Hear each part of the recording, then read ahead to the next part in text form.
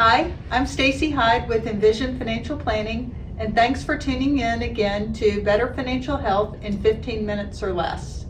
What I want to talk about today on a very, very high level is crypto or cryptocurrencies, Bitcoin and the like. They've been in the news a lot, and while some people have made very good profits on them, other people are more, I guess, confused, not sure if it's something they should be doing, what it is exactly.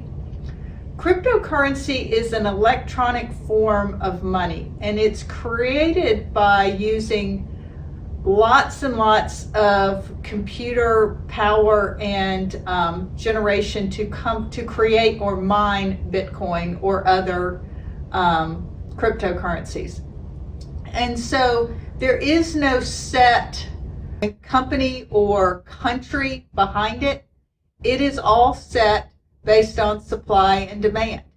An interesting note about Bitcoin in particular is that more Bitcoin has been lost or stolen than is currently in circulation today. And I think that is something, when you think about it, whether it's going to replace dollars or British pounds or euros or yen, is that fact in and of itself. It also, some countries, particularly China, have outlawed it because it has been used so much on the black market that there's a concern about how it's being used and what it's being used for.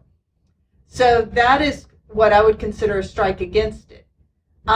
It may turn out to be the money of the future, but right now, something that's money should not change in value by 20, 30, or 40% over the course of a month.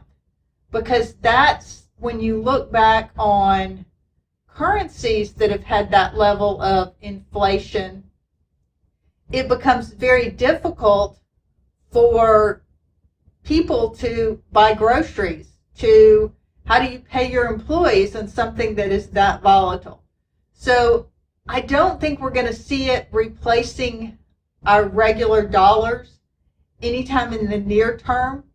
I don't begin to guess how it's going to play out in the future. I think it may turn out to be another asset class. I think that there will likely be more regulation around it. As far as an investment, it's so fringe, and other than just buying it, it's very difficult. But if you do buy it, please make sure you know what those usernames and passwords are, because if you lose those, you have lost your Bitcoin. You also want to make them difficult for somebody else to guess, because they often are stolen, as I mentioned. And there's really no recourse there because it's spread out across the world. That's really all I'm comfortable saying about that.